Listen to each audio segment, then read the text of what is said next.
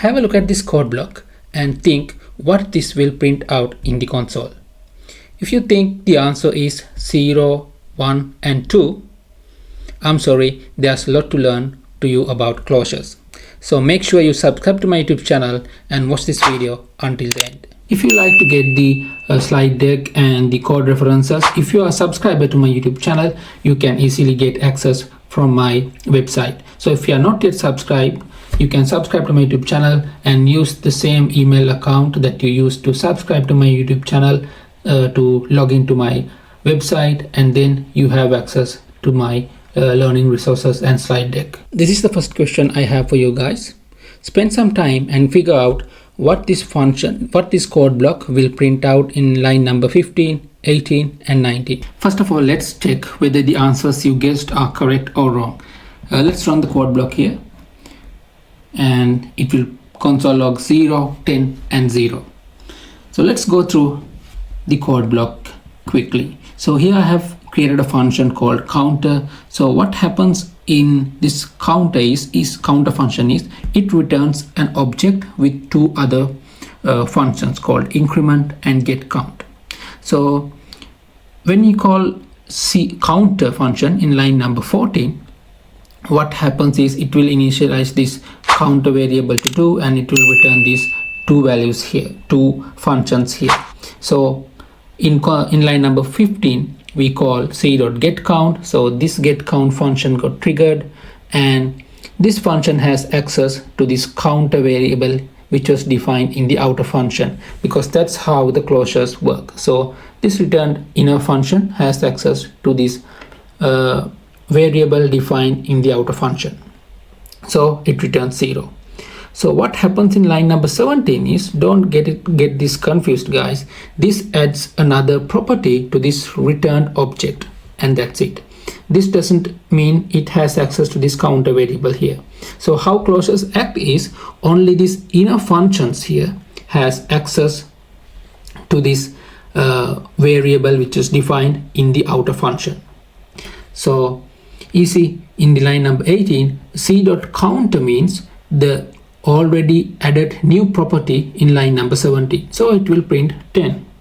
And again, when we execute c.getCount, it will execute this inner function here which is returned on the main function which we defined in line number 14. So this has access to this counter variable here.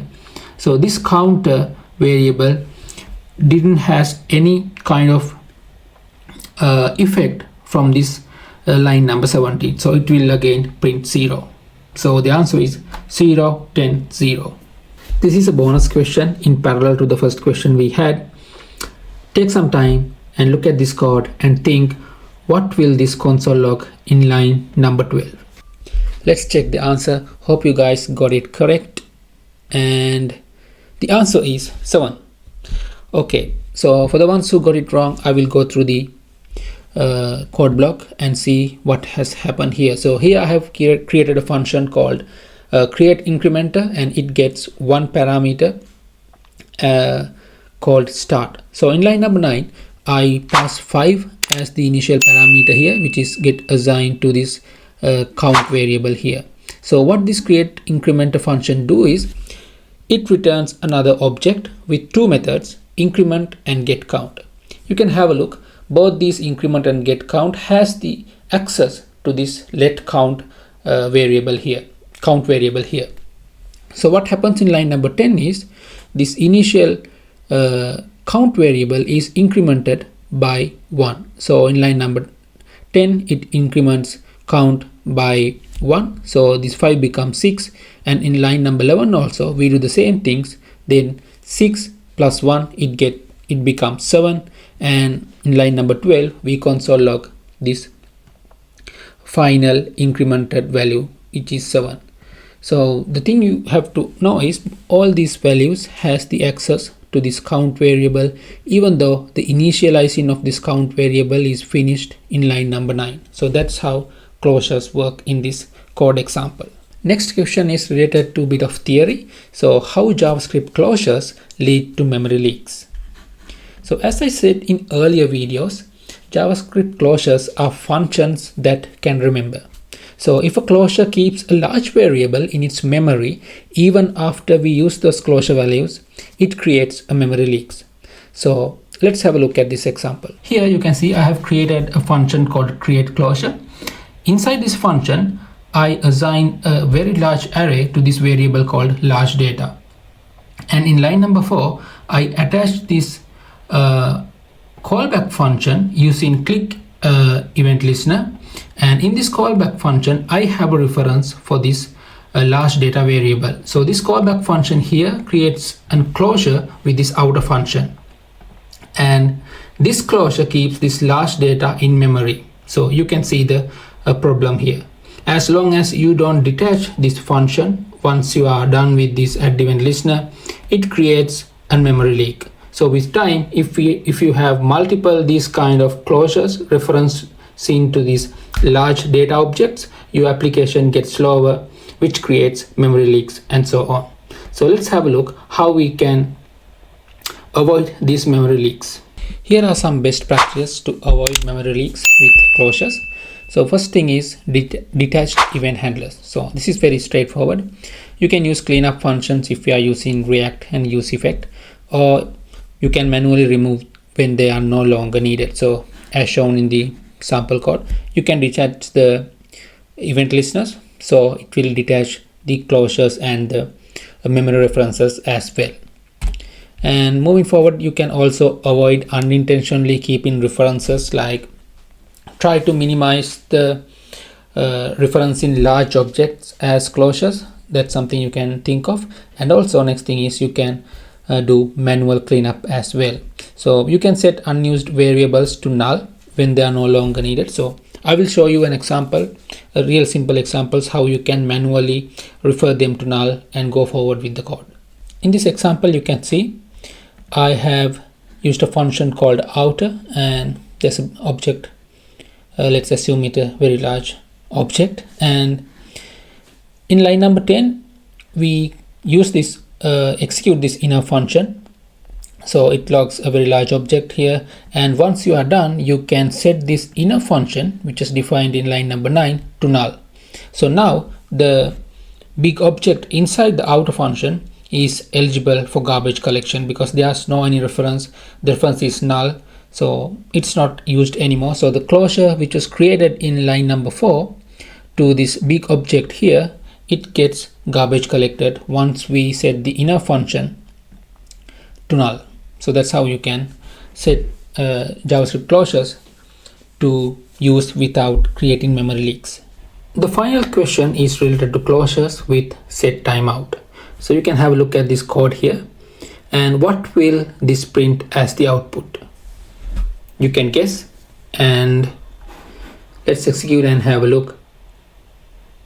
Okay, this prints 5 times.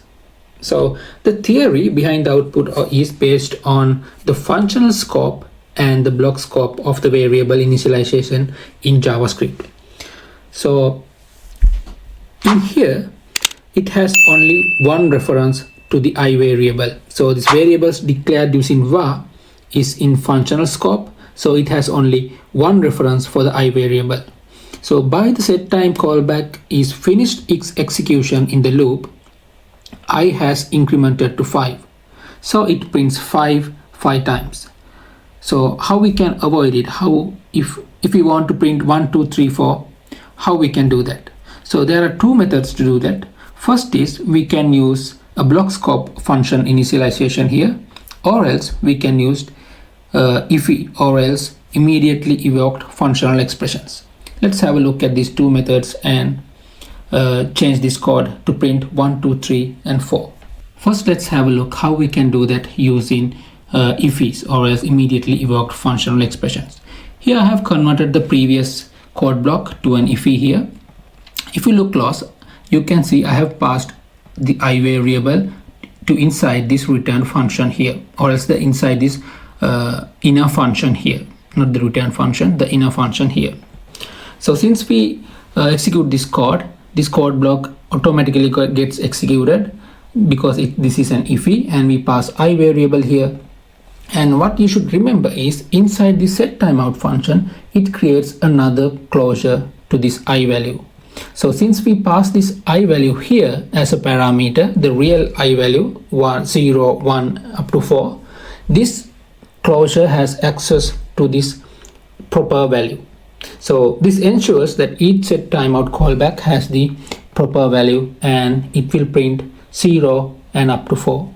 So the next method to do that is using let variable here.